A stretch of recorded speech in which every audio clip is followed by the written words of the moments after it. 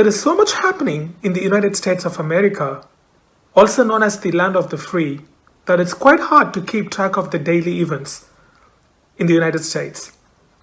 We have already forgotten about the hundreds of deaths that's happening in the United States due to coronavirus. Anyway, President Trump has done so many weird things during his presidency, so many bizarre things. But what he did quite a few days ago, on 1st of June, would easily make it to the top 3 of the most bizarre things that he has ever done. On 31st of May, St. John's Church, it is also known as the Church of the Presidents, as it has hosted quite a few presidents during their presidency in the church's long history. This church was damaged during one of the African American protests.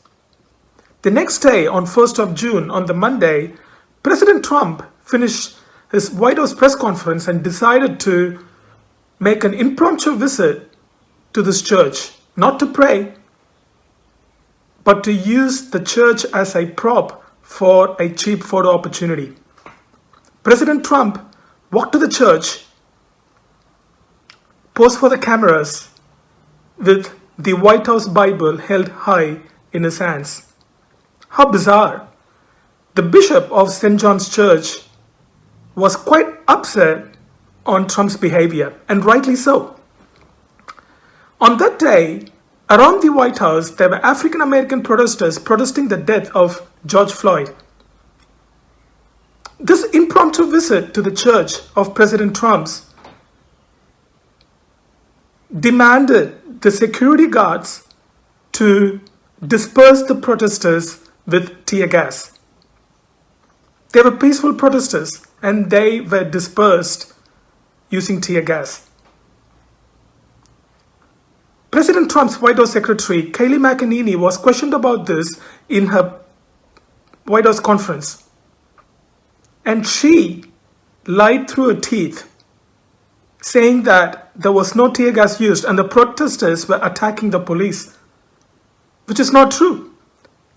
The footage from the actual protest shows something different. On 29th of May, when the African American protest reached the gates of White House, President Trump was taken to the White House bunker briefly by his security advisors for his safety. This was covered by world media the next day, and President Trump was quite upset about it, because the media called him a weak president, a president who is afraid of his own people, who was protesting for a valid reason. So Trump did this photo op to show those media people that he's not afraid. What a cheap behavior by the president of United States. Trump has already done so much damage to the unification of white Americans and the African Americans, to an extent that his own party people has criticized him for his action, or rather his inaction during these difficult times. The Houston police chief told the president to shut up if he has got nothing constructive to say. What I would say to the president of the United States is, if you've got nothing constructive to do, shut your doors in the White House and stay behind it. Thank you so much.